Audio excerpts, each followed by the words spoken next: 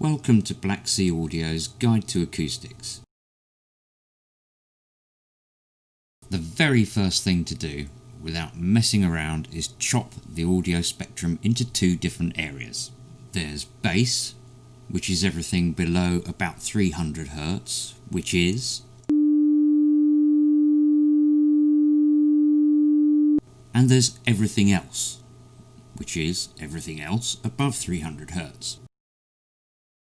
The reason we do this is that the two areas are different. They act differently, they react differently, and they have different effects on both us and the sound itself. First, bass. Bass sounds verily romp round a room in the form of waves, whereas treble and mid-frequencies pretty well act like rays of light, hitting and reflecting off surfaces at the same angle at which they hit it. So let's look at how we express and quantify the acoustic attributes of a space and decide on what might be good or bad for any given room. The best, simplest, oldest, easiest to understand, internationally and universally adopted and understood way of quantifying an acoustic space is to note its reverberation time. This is expressed as RT60. The R stands for reverberation, the T for time, and 60 for 60 decibels. So we end up with maybe a reverberation time of 1.3 seconds. That would indicate that a sound takes 1.3 seconds to decay to 60 dB less than its original value. Practically, 60 dB means that we can no longer hear it. So that sound would take 1.3 seconds to decay to effectively inaudible. And this is what that sounds like.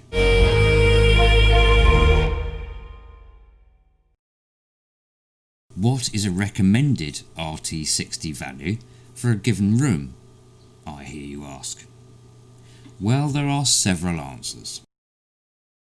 In years gone by, when acoustics was pretty well in its infancy, it was reckoned larger rooms should have longer reverberation times, while small rooms should have relatively short reverberation times. As often happens, we've had a complete rethink on that one, and now reckon it's got more to do with the type of music or the sound than the size of the space. So for example, a room for live classical music would need quite a long reverberation time, even longer for live choral, whereas say a classroom where speech intelligibility is important would need quite a short reverberation time. Practically, current recommendations would suggest something along the lines of 0.4 seconds for a home cinema, while a concert hall for classical music would need an RT60 of a little greater than 1.5 seconds. Actually, achieving a particular recommended RT60 isn't so crucial. You can deviate from that quite a bit, higher or lower, so long as the balance between the RT60 in the bass is good with everything else. Failure to do that and you will definitely end up with a room which is bass light or bass heavy, too dull or too bright. Looking at the graph, if the RT60 fell somewhere between the blue and purple traces, you'd have a great sounding room, irrespective of the actual RT60's absolute value. In contrast, the red trace shows an RT60 curve that would sound awful at any absolute value. Okay, so we know about RT60. Now let's move swiftly on to the one single most important and fundamental area of acoustics. It's our old friend bass. Bass, as soon as you put it in a room, and because of its wave-like nature that we mentioned earlier, gets up to some pretty naughty little tricks. Basically, it resonates. The frequencies at which it resonates are dictated solely by the room's dimensions. and the frequencies at which it resonates will overhang the general reverberation time of the room by a long time. This means it's easy, even quite typical, for certain bass frequencies to overhang as long as 2 or 3 seconds. Or to put it another way, in terms of pop music, you could be hearing the room effects of a bass drum beat still effectively playing the bass drum beat some 2 or 3 bass drum beats later. This all adds up to a wodgy, mushy, ill-defined bottom end, complete with robbed dynamics. Not a pretty sight, and not a nice thing to listen to either. It's a sad fact that very few people, even among audio professionals, have even heard a room with its resonances controlled. So, here's a demo.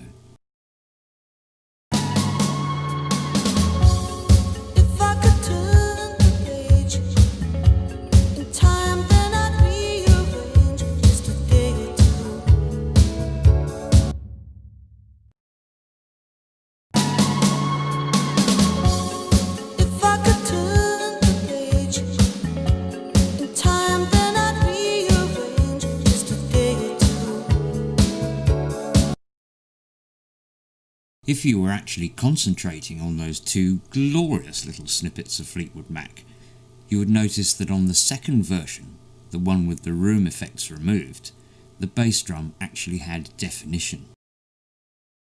For many years, it's been suggested that rooms with a particular length to width to height ratio, the golden ratio, will have the best bass performance. This is only partially true. What actually happens is the room resonances are spaced evenly, so you end up with an octave, octave and a half, maybe 2 octaves of bass poo-poo to deal with, as in the blue trace. On the other hand, if you forget about shunting walls in and out here and there to gain a golden ratio and just live with the room you've got, you're likely to have an RT60 response like the yellow trace, which also happens to have the advantage of being easier to correct, since there's a smaller target to get. A smaller problem, a smaller target, easier to correct, and you don't have to build a room a particular size and shape. I rest my case. Moving on from bass, the everything else area of the audio spectrum, that's mid and top frequencies above 300 Hz, are a little less critical and difficult. First, the effects of a drastically long or drastically short reverberation time at these frequencies is less damaging. Secondly, it's unlikely, in a normal room, with some soft furnishings, for there to be such a dramatically long or short reverberation time in the first place. Normally, we would consider there are 2 in inverted commas worst things that could happen when mid and top reverberation time is either too short or too long.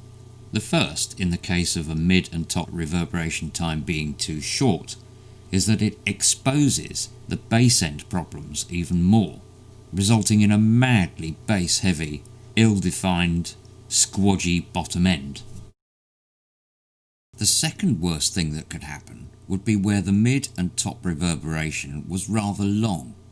This would result in a very splashy sort of sound. Might sound great in some respects for some places, but for home cinema or for serious hi-fi listening, it's really not at all good, and would sound a bit like this.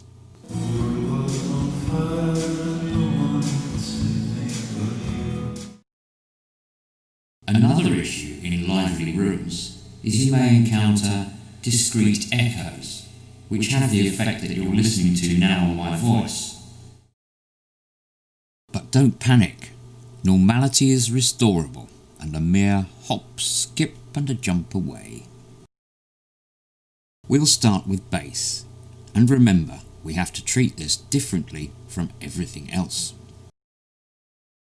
The first thing to realise is that the room will give you some free, accidental bass absorption all on its own.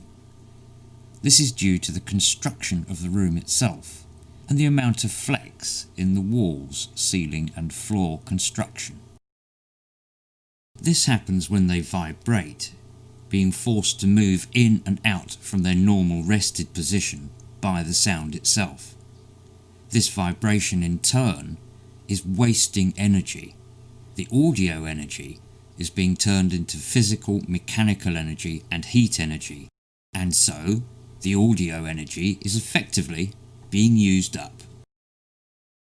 This accidental absorption, and so acoustic treatment, generally happens in the upper bass region.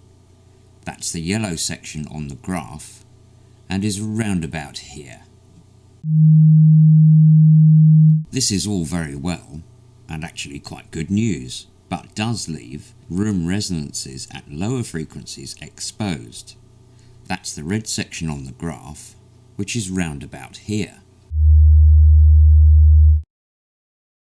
Unfortunately, with the frequencies involved being so low, you can't rely on accidental absorption and have to turn to specific, designed, low-frequency absorption units.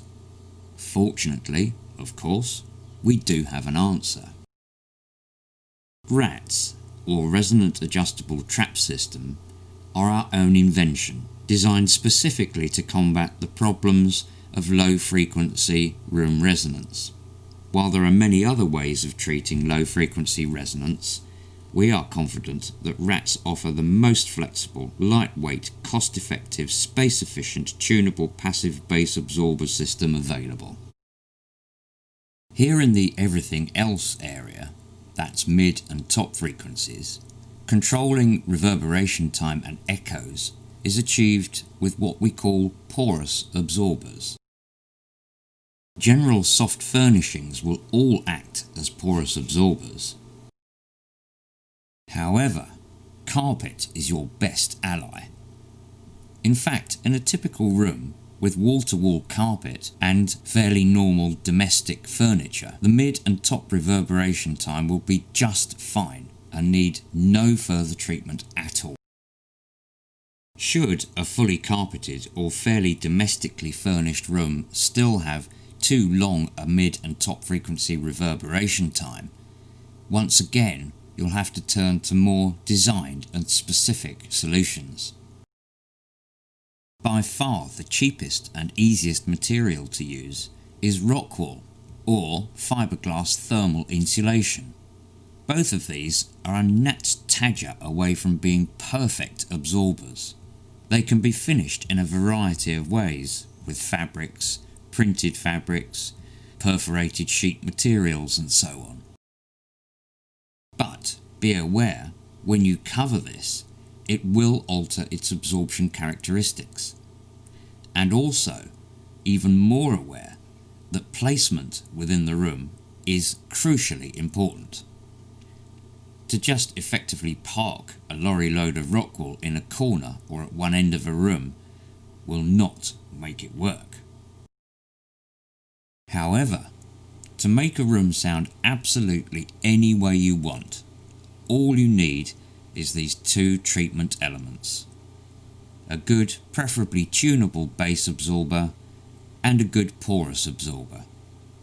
Use enough of them in the right place and you can obtain exactly what you want.